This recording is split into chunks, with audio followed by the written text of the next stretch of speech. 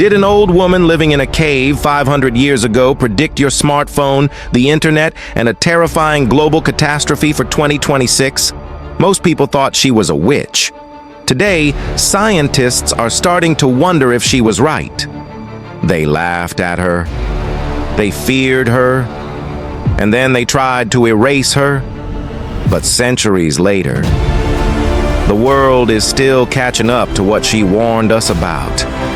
Because some of her prophecies didn't just come true, they described our modern world with disturbing precision.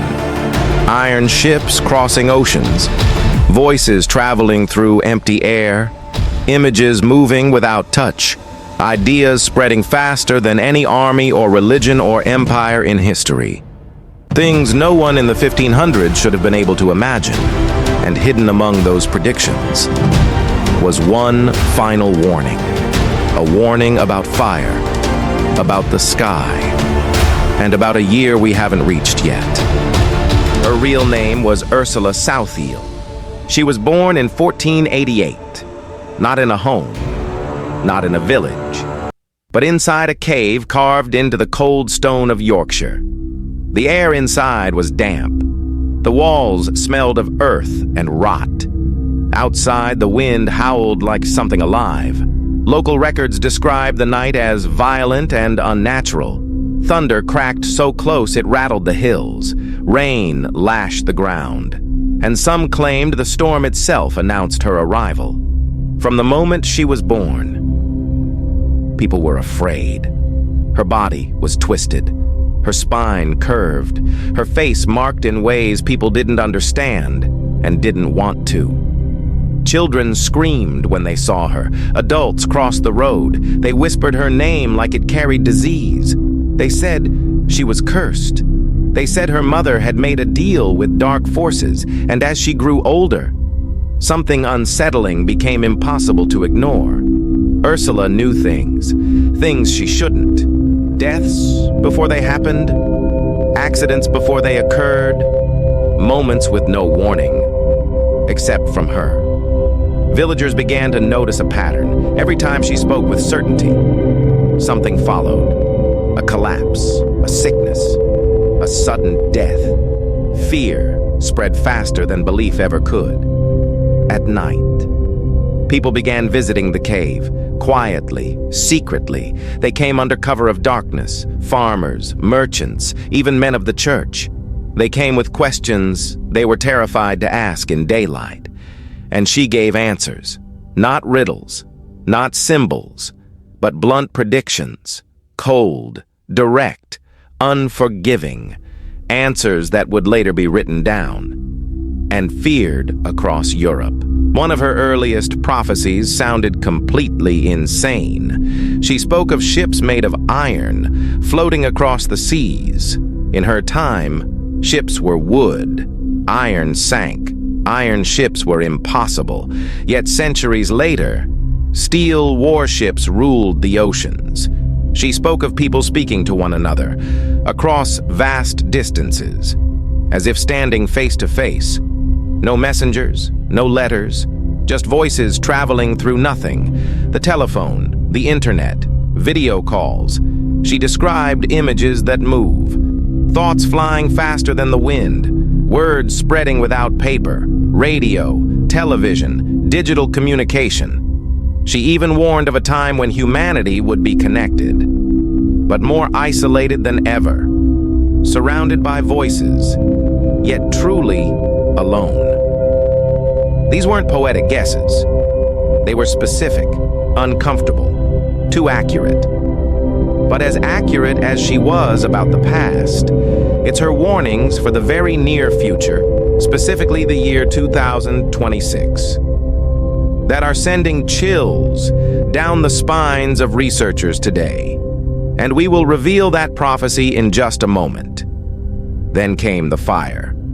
Mother Shipton warned that London would burn. She spoke of a great fire that would consume the city. That warning was ignored. Over 100 years later, in 1666, London caught fire. The smell of smoke filled the streets. Ash fell like black snow. Wood cracked and screamed as it burned. People ran through alleys with flames at their backs. Church bells melted. Homes collapsed. For 4 days, the sky glowed red. 13,000 homes, 87 churches, reduced to ash. Eyewitnesses said the night looked like the end of the world. Her words resurfaced. People remembered, but history didn't stop there. She warned of wars, so vast they would swallow nations. She wrote of brother fighting brother, of lands torn apart, of skies filled with smoke and metal. She described death on a scale never seen before. Machines built only to kill, endless trenches, cities erased overnight. Centuries later, World War I, World War II, entire continents in flames, millions dead. Once again, her warnings matched reality. By the 20th century, historians stopped calling her folklore because coincidence could only explain so much. A pattern had formed. When Mother Shipton spoke, history followed. But one prophecy remained untouched, one scholars avoided, one that made even skeptics uneasy. She spoke of a time when dragons of fire would cross the sky, not beasts, not myths, fire above the earth. She warned of a world obsessed with progress, with power, with speed. A world racing forward without asking where it was going. And then she described fire falling from above. Many now believe she wasn't describing myth at all, but technology. Missiles crossing continents in minutes, satellites weaponized in orbit, wars that begin in space before a single soldier moves on the ground. Others fear something even larger. Asteroids, solar storms, cosmic events capable of knocking modern civilization back into darkness overnight. What makes this prophecy different is the timing. Her final verses point to the mid-2020s, to a world watching the sky, to fear returning to the air, to humanity realizing too late that some doors should never have been opened, a year already appearing in modern scientific warnings. Near-Earth objects, unstable orbits, escalating space militarization, nations racing to control the heavens. Coincidence or repetition? Mother Shipton never claimed to control the future. She said she only saw it.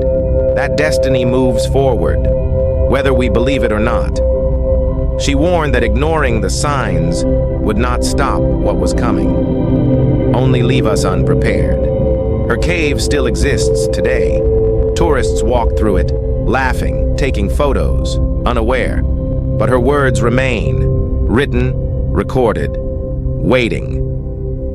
Because if she was right about the past, what does that say about the future? And if her final warning is approaching, the real question isn't what will happen in 2026. It's, have we already been warned and chosen not to listen?